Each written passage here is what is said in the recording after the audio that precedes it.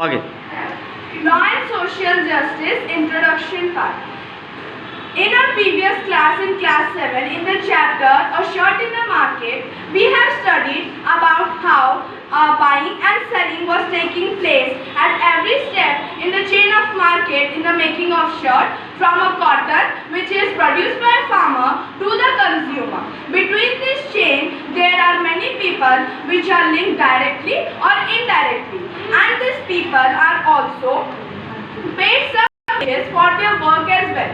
And many people are exploited on the basis of wages they are given.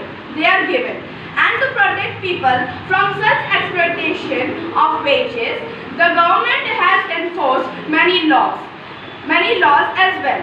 And let us take a common market situation. In this, many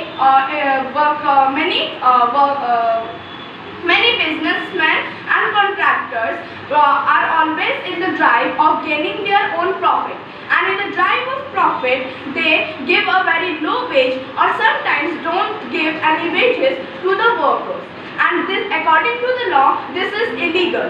And to save the workers from doing this illegal work, the government has enforced many laws as well. One of these laws is the Minimum Wages Act of 1948. Under this Minimum Wages of Act, every worker should be not given very less minimum wages, and they should be given a minimum wage that should meet their health facilities and education and other comfort as well. And except this Minimum Wages Act for the workers, there are also other acts and laws as well, which focuses on the interest of the producers and consumers as well. So, this help ensure that relations between these three, the producers, consumers and the workers, no one should be exploited on the ground of the wages.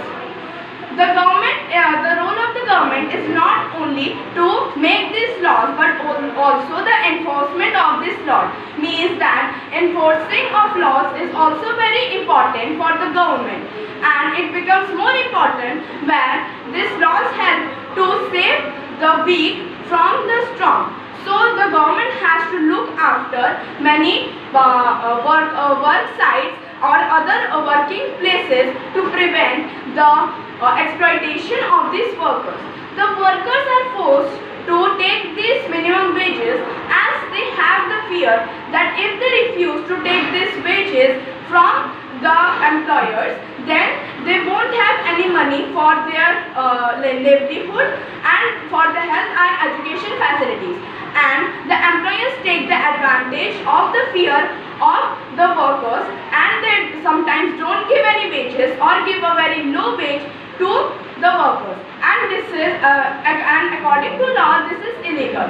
And so the government is enforcing many laws, and they also uphold these laws for the workers who are being exploited for the wages. Some of these acts and laws also comes under the fundamental rights. For example, right against exploitation states that no workers should be forced to work for low wages, and no child under the age of 14 years should work at construction sites or other places that are hazardous for health and hazardous employment.